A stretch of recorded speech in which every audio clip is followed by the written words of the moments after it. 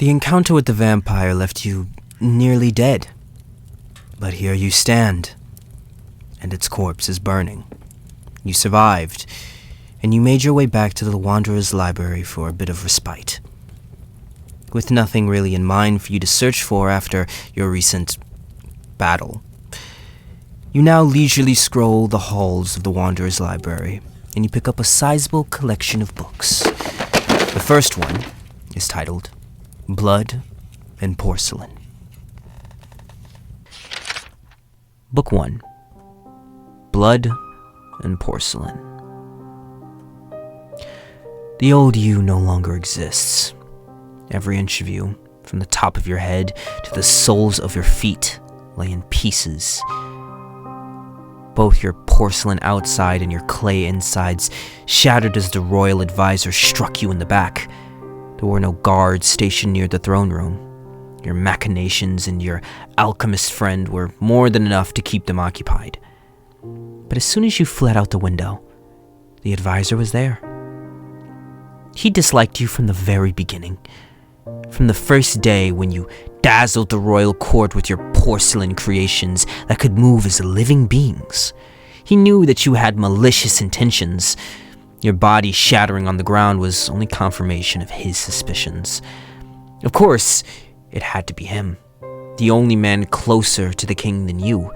Someone was jealous of all the attention that you were getting, and rightfully so. But you weren't trying to make him jealous. Oh no. Your alchemist friend was privy to the fact that you were not a mortal man. He knew of your origins, born from the banks of the Yellow River, molded into being by Nua's own hand. In his pursuit for the secret of immortality, you were the most intriguing man that he had ever met. He would have followed you anywhere. You did not know what to make of this relationship, but you'd allowed him to stay. No person had ever shown you this much goodwill, and, well, you didn't want to be alone again. So when you confided in him of your plan to assassinate the king, of course he would leap to your aid in any way that he could. You had to admit that some of your exchanges with the king had turned the room even hotter than the most fiery depths of the kiln, but it was all just a plot, of course, to get the king to trust you. He had already left everything that he had to you in his will. Everything was ripe for the occasion. The sword was in your hand, in his throat, and in your sheath, and the advisor. Not half a minute had passed when he drops to the floor as you did, blood splattering of what remained of your glassy skin. A figure steps from behind, breath shaken, temples wet, dripping sweat. It was your friend. His typical shy smile was replaced with a trembling face as he rushed over to you and cupped what was left of you. His hands did not leave your face until he placed you within his 8-trigram stove. He would fix you. You smelled smoke, and you coughed. Who are you? You are the first child of your mother, who made you with her own 2 hands. A test, an experiment, a proof of concept, not meant to last for more than a few days before you crumbled back into whence you came. Death would not swallow you so soon. Improvement is inevitable. You were not perfect. A blob of loaves in the mold of a man who could not hold himself together, hard as he tried. As your siblings rose to existence, your flaws became even more apparent. Your mother's skills had considerably improved the rest of her children. They had the complete set of organs and even 7 orifices. You took note and made improvements to blend in. Humans are generally less likely to run away screaming from one of their own than a pile of mud in the silhouette of a man. A lie, a fraud. Not that that was what you were. You are different, a cut above the rest, the very first human to be alive, molded by Nua, matriarch and mother. You deserve to rule. The way that the eldest brother would take care of his younger siblings. When mother was not around, someone had to protect them. She abandoned you. She abandoned them to die during the flood that tilted the world. And you could never forgive her. But you didn't know. You didn't know that during the flood that tilted the world, when the 5 stones were not enough to seal the torrential rains that poured down, that your mother threw her own body into the sky to stop the floodwaters. You didn't know that she was there still. You didn't know that she loved you and that she loved all of her children. Your mother, her son, her son, her son. You coughed louder. This time, your eyes were stinging from the smoke. Any previous doubts that you had been cast away. You completely trusted him. You were trying to transmutate soil into gold, you questioned, raising an eyebrow. Somehow, you doubted him. It wouldn't be the first time one of his experiments had failed. Why not? His eyes slid to you, lingering. You only now realized that you could see your face reflected in him. You wanted to say something about this, but before you could open your mouth, the gray sludge began to bubble again. Your friend turned his attention towards another herb, measured some, and sprinkled it into the pot. It wouldn't be like last time, I promise. The smell took 3 weeks to go away. You crossed your arms. You couldn't have possibly forgotten how the smoke lingered everywhere after the incident. Even the neighbors knocked on the door to ask if you were okay. You resist the urge to mention this again, though. Well then, you say, could I have a sip of it when you're done? I didn't even know that you could drink, he added some to the mixture. Oh, you haven't seen anything yet. Have I? He paused. I've seen you. You looked back at the bubbling formula. A reaction was taking place. Dubious gray sludge solidified into glittering gold. Maybe this endeavor was going somewhere. Your friend cheered. Yes! The gold turned back into sludge. No! He groaned. You patted his back. Don't worry. You can always try again some other time. At least he made good on his word. That heat was intoxicating, compressing you from all 4 sides. It had just occurred to you that you had never even thought about dying. Humans and animals lived and died, sure, but you're still here. If there was one benefit to being made out of clay, it would be this. And when you put a piece of clay in the kiln, the flames made it tougher and more durable. The same will happen to you. This is just the next step in your never-ending evolution. You will change, and change, and change. There were others, besides Nuwa. A few years after you finally chiseled a human face out of your head, you came across your mother's husband, Fuchs. He was, among mortals, as an average carpenter. You would realize his true identity before you even entered. You would have stayed far away from the town that he was in, but you were right in front of him. And it was too late to back down. You were going to apologize because of your ignorance, but the first thing that he said was, "You look just like your mother." Stunned into silence, you could not utter a single word. You could not decide how you felt about this. Anger, sadness, or maybe even simply recognition. At last you cleared your throat and spoke. "You don't know anything about me. You don't." You turned and left the woodworking shop. You heaved violently this time. The smoke was hurting your brain immensely. You thrashed and clawed at the iron holding you back. You were going to tear this damned alchemist into pieces. Didn't he learn anything by watching your craft? Did he have to insist he do things his own way? Did he even care? No, of course he cared. You didn't need to sleep at night, but you laid down for a few hours each day in imitation. He could have killed you then, but he didn't. Why? Because he cares. Because he likes your company. Because he's your friend.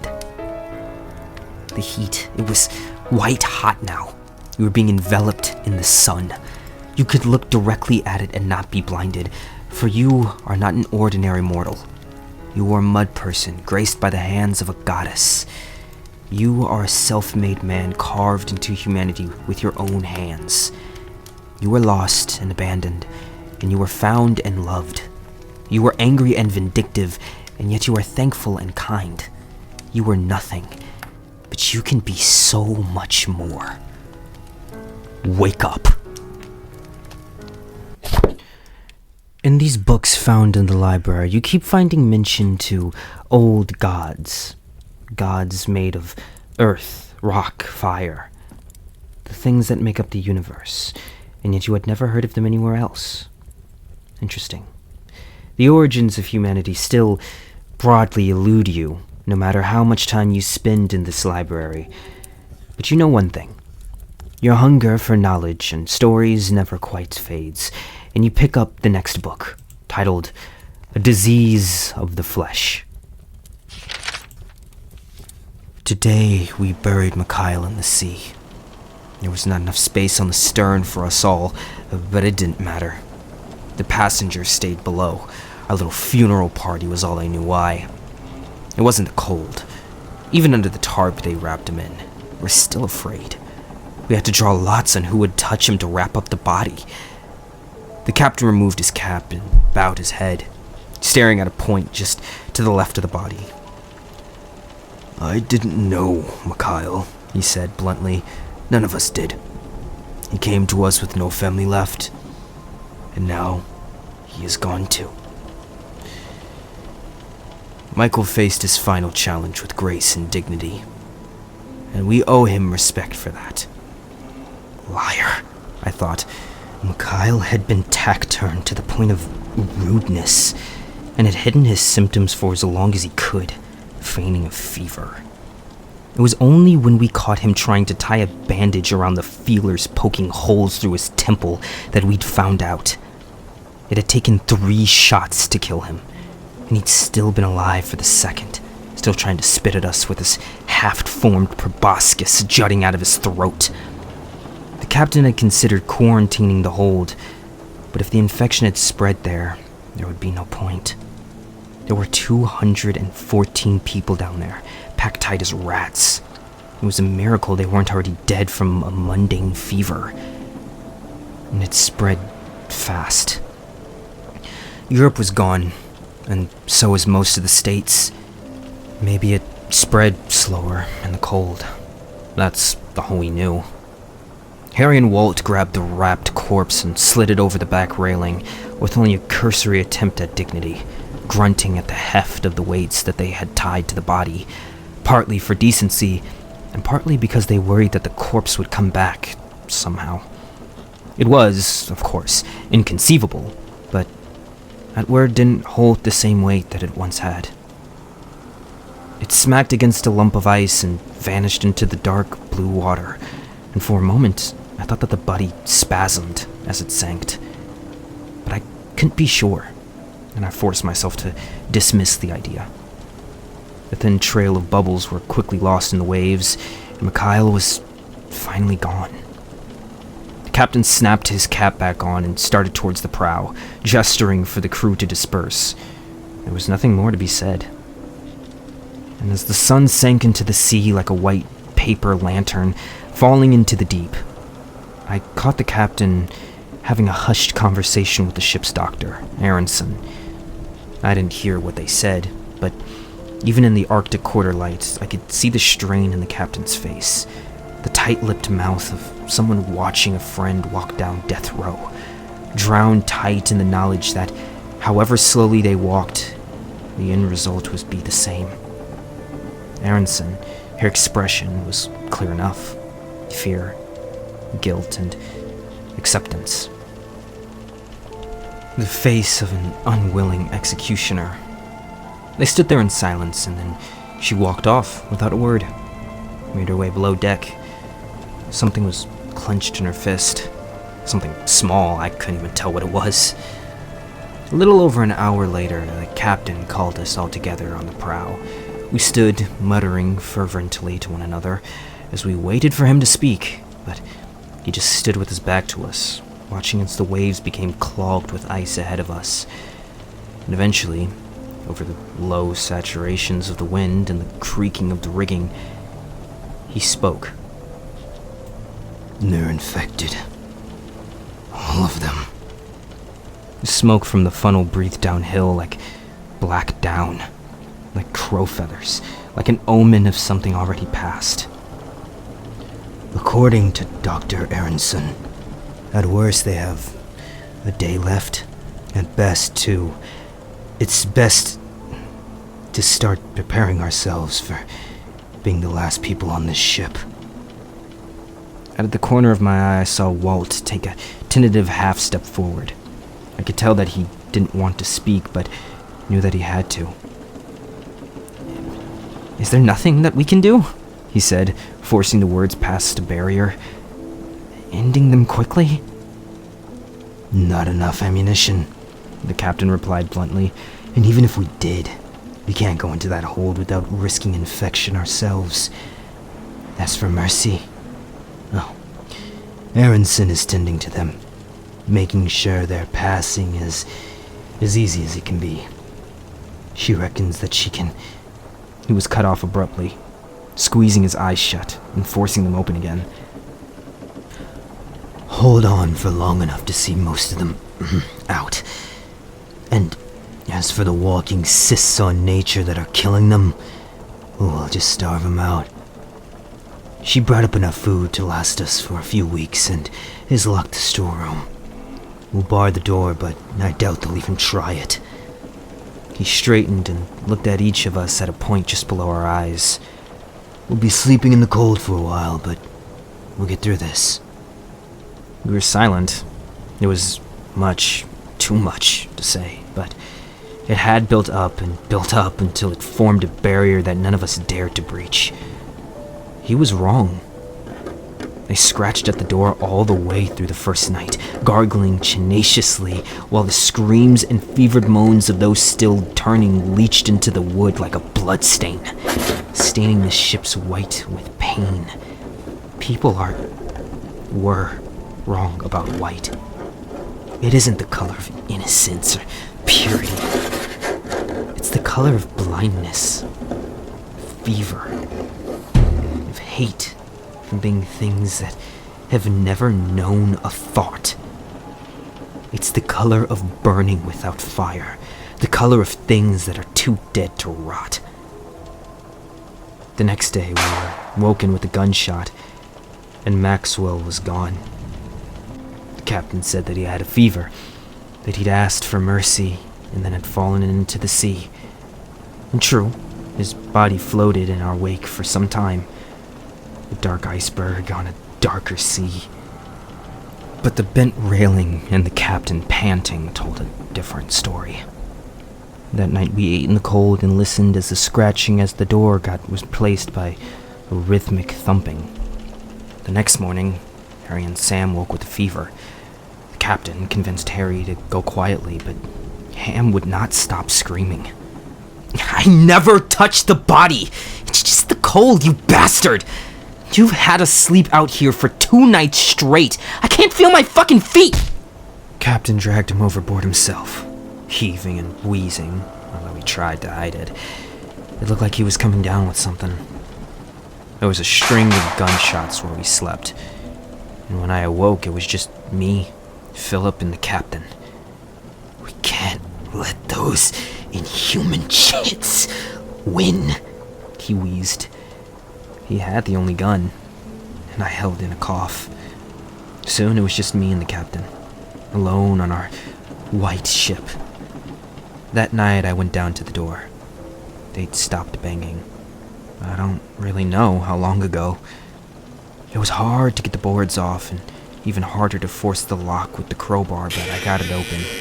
Stumbling, wheezing, numb and buzzing with fever, I cut my arm on a stray nail, stepping through, and I felt it grate against something smooth. Something half-formed beneath my skin. They weren't dead, but they were close. The cold, the hunger, breathlessly in clothes that they did not understand, but were too afraid to remove. A few slumped before me, those who did not have the strength to crawl down to the warmth of the mini in the hold. It was here that I got my first look at the thing under my skin. There was something in the wide carapaces in their head. the alien mouthparts twitching feebly, and the proboscis handling limb. That was not human, but deeply melancholy. It was their eyes, most of all, that struck me. Not compound eyes, but deep brown eyes with narrow pupils that looked up at me, too sick to do anything else. I went further down. The hold. There was order here. They had a few dregs of life left.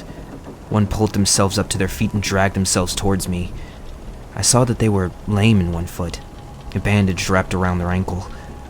I don't know what they wanted from me. I don't really think that they knew either.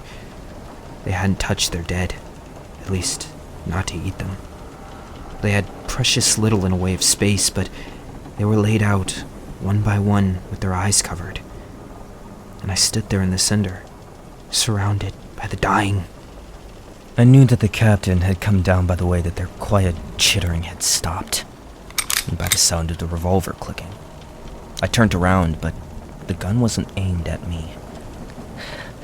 I'll do it, he panted, the half-filled sack of blasting powder shifting in his grip with the sound like sand.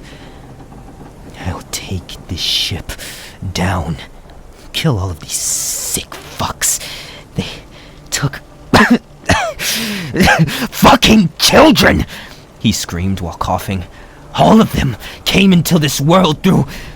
He panted, unable to find a word vitriolic enough to describe his hatred, unable to voice it. Instead, he let out a whistling moan, furious, animalistic, almost insectile. His revolver shook, but I didn't feel fear. Not for myself, at least. Perhaps it was the fever rotting my mind from within, or perhaps I was just seeing without the white. They're alive, I said, and they could keep living if we let them. Nah, they're not like us, he said, almost whispering. They don't feel joy, or love, or hate. Hell, they can't even feel a mother's love. They don't know what it is to have a family, or to have a nation to die for. They're animals. Vicious, horrific animals. God's light was never meant to shine on them. He made us in his image, not in the image of a bug. So they will die like bugs. He hefted the bag again, jammed the pistol into it with such force that it might have gone off from that alone, but it didn't. His infection must have progressed faster than mine, or else he simply would have had it for longer. I suppose it didn't really matter if he hit it or not. I mean, in the end, it just came down to a matter of strength. And there was something in him, maybe some frantic hope that I would see things his way, that all we had was a fever, that we could just go back up to the deck, see the sky, shut the door, and starve out hope for the hold of devils. In my sleep-deprived and feverish state, I really can't say how the gun went off. But by then, the end was the means. I didn't have the strength to attempt a justification. I brought them food. The things, not the people, who had unwillingly, perhaps even unwittingly, brought a tortured, visceral, and bloody end to every human life on this ship, on everywhere. They thanked me. Not in words, when they didn't have a language. Not yet. They were children, and I was their bizarre shepherd. I wonder how they viewed me. A cocoon waiting to spring to life. A fellow being dying unwillingly for the birth of another. One like them. What was I even worth to them? Something so different. The last of the old, cruel world, full of the simple justice of hunger and the locked door, and punctuated by gunshots. What was humanity to them, if not just a disease of the flesh? You put down the note. Interesting. An event that seemed to transmutate humanity into a completely different species. Whether this had been through magic or some failed experiment, you didn't know, but you'd keep looking into it. Both possibilities fascinated you, but you decided to move on. You knew how hard it was to learn about one specific place within the confines of the Wanderer's library. Like looking for a specific grain of sand in an endless desert. You pick up the next book in your stack, Of the Metable. The first page was clean and clear. It was pristine and untouched in its day, and held as a precious relic by the zealous and the collectors, for a time. But it was not untouched by the filth about it, in the air, and the readers, and the men who turned it. For the 20 years, for the first retained a snowy and perfect white face. It was a blank page, and never read. The second page marked the beginning of text, and it was where men had begun to read. Millions of monks, holy men, and the starving who had given their sons, daughters, husbands, and wives away to the church for the privilege of reading a book that they could understand. All of these people started reading here. The memory of their eagerness and belief had rubbed off on it, and until the last came, the page could beget a library simply through its presence. There was a single word on the first page. I. The 50th page was as unremarkable as most of the earlier ones were, and just as worshipped. Its words were scrawled in the blood of those who sacrificed themselves, and a few sacrificed by others. Each letter signed the death of one more person. Read the letters, the words, the sentences, the paragraphs, and every single item on this page. And remember that when I exercise petty choice and idleness, men die. Know that this is my prerogative and my power. The 100th page was stained with blood and tears that had been shed to protect it. It was the page open when the fighting had reached the temple. It had seen unarmed men put themselves in front of spears for it, and women use their children as shields to protect it. It had borne witness to the screaming and fire and blood as people fought to defend the body of an entity who terrified them. And all through this, it stared, uncaring and unmoving. It was the page open when the book was brushed by the divine rebellion, the rebellion against God. I decree, and so it must be followed. Man will not turn against man unless inspired to do so by my judgment, and will not be allowed to think against my verdict, lest unwise be declared a heretic. The 1000th page was dusty and aged.